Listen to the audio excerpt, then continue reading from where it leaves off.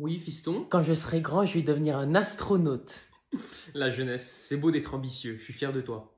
Papa, Oui, mon fils. en fait, quand je serai grand, je vais devenir un policier. Policier, tu dis? C'est plus réaliste, je suis fier de toi, mon fils. Papa, Qu'est-ce que tu veux devenir aujourd'hui, fiston? quand je serai grand, je vais devenir un livreur de pizza. Livreur de pizza? Tu voulais pas devenir astronaute ou policier? Non, je préfère livreur de pizza. C'est très réaliste. Papa, Oui, mon fils. quand je serai grand, je vais devenir un plombier. Plombier? Mais qui veut devenir plombier en tant qu'enfant? Bah, moi. Pourquoi? Je suis vraiment déçu. C'est mon idole qui m'inspire. ton idole. Et c'est qui ton idole? C'est lui. Oh non, qu'est-ce qu'il y a, Bertrand? Jonathan, il voulait pas me prêter sa Nintendo 3DS.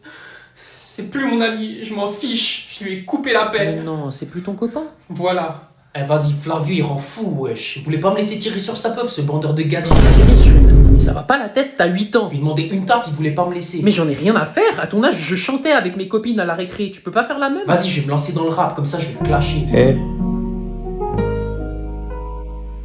Solo.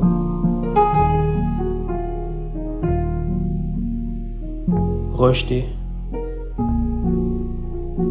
J'ai besoin de personne. Je lui demande vas-y une taf. Qui voulait pas me passer sa puff. Ce rap mérite une baffe. M'en bats les couilles, j'ai toutes les meufs.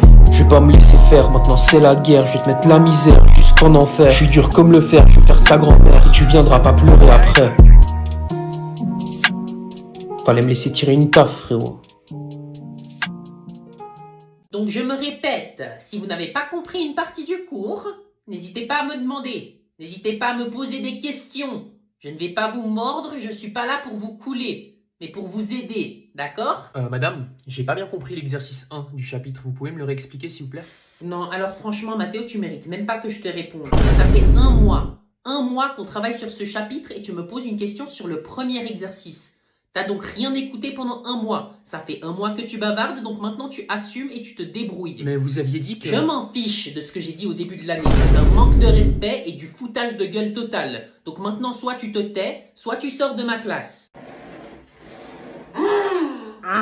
Maman, t'as besoin d'aide avec le ménage? Non, t'inquiète pas, je m'en occupe, tout va bien. T'es sûr? T'avais l'air énervé. Ok.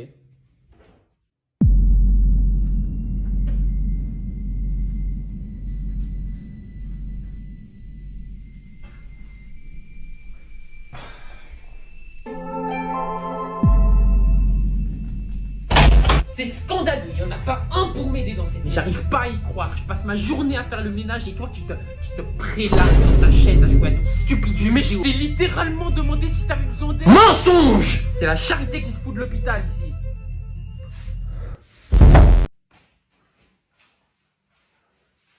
Maman, tu fais quoi?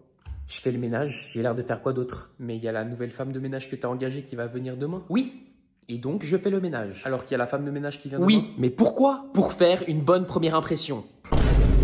Bah quoi? Tu fais le ménage alors que t'as engagé quelqu'un pour le faire à ta place demain. C'est pour une bonne première impression, je t'ai dit, tu comprends vraiment rien. Mais explique-moi alors, éclaircis-moi. Si une femme de ménage arrive pour la première fois dans une maison sale et dans le désordre, elle va se dire « Ah, ça c'est une famille bordélique, leurs attentes sont basses. » Alors que si la femme de ménage arrive dans une maison propre et rangée, elle va se dire « Ah, ça c'est une famille propre et leurs attentes sont hautes. Il faut que ce soit picobello. » C'est bon, j'abandonne. Tu trouves une explication pour les trucs les moins logiques, ça m'hallucine, j'ai jamais vu ça. Hep, à la place de faire le malin, tu peux venir faire le ménage à ma place maintenant. Non, maman, je refuse, je vais pas faire...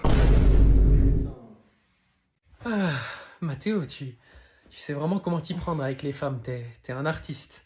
Bah écoute, une bonne peinture se fait grâce à un gros pinceau. Ah non, mais justement pas en fait. Les gros pinceaux me font mal d'habitude. La tienne était juste parfaite. Et puis tu sais, j'ai dit que t'étais un artiste parce que c'est la délicatesse du pinceau et les mini coups de pinceau qui font la qualité de la peinture. Oh. Non mais vraiment, la tienne, c'était la taille parfaite quoi. C'était constamment sur le point G. Et tu savais que le point G se trouve à 4 cm de l'entrée? Et toi, t'étais mais vraiment pile poil dessus. Je me suis pas senti écartelé comme d'habitude, tu vois. C'est vraiment, je me sens... satisfait. Voilà, carrément, il n'y a pas de répercussions, je pourrais le refaire encore une fois. Naruto, reviens, on a besoin de toi pour convaincre le grand Sasuke. T'en fais pas, Sakura, je vais devenir le plus grand Hokage de tous les temps. Mais Naruto, comment tu vas faire? À l'aide du maître Kaka. Ah non, je voulais dire Kakashi. On va réussir à ramener Sasuke au village. Oh Naruto, pourquoi je t'ai autant sous-estimé? T'es vraiment Mathéo, tu